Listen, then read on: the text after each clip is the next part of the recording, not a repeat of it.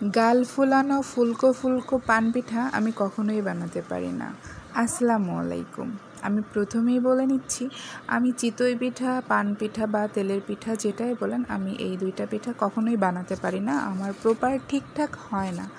তো যাই হোক, আজকে সেই রিস্কটা নিয়েই নিই। যতই বানাতে না পারি, কিন্তু খেতে আমার খুবই ইচ্ছা হয়।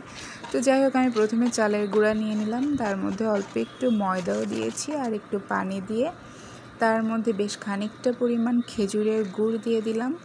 দিয়ে আমি এটাকে সুন্দর করে একটা ব্যাটার রেডি করে আমি এটাকে রেখে দিব বেশ 2-3 ঘন্টার জন্য, কারণ আমার চালের গুঁড়াটা শুকনো ছিল। তো এটাকে ভালোভাবে মিশিয়ে আমি রেখে দিয়েছিলাম 2-3 ঘন্টার জন্য। তো 2-3 ঘন্টা পরে এর টেক্সচারটা ঠিক এরকম এসেছে।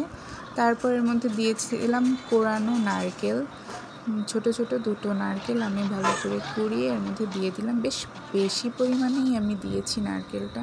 তারপর চলে এলো আমার সেই টেনশনের মোক্ষম সময়। আসলে এই সময়টা আমি ভয়েস দিচ্ছি না, দেখুন আমি এরকম সময় কি করি। আল্লাহ আল্লাহ আল্লাহ আল্লাহ আল্লাহ আল্লাহ, ঠিকভাবে আল্লাহ। যাই হোক, এই সময়টা আমার আল্লাহকে ডাকতে ডাকতেই কেটে যায়। অনেক টেনশনে থাকি, ফুলবে কি ফুলবে না। যাই হোক, মাশাআল্লাহ অনেক সুন্দর হয়েছিল। প্রথমটাই কিভাবে সুন্দর হলো জানি না। তারপর আমি একে একে সব ব্যাটার দিয়ে আমি পিঠাগুলো সুন্দর করে বানিয়ে নিলাম। মানে পিঠাগুলো এত সুন্দর হয়েছিল, লাস্ট পর্যায়ে আমি কিন্তু উল্টাতেই পারছিলাম না, এত ফুল ছিল সবগুলো।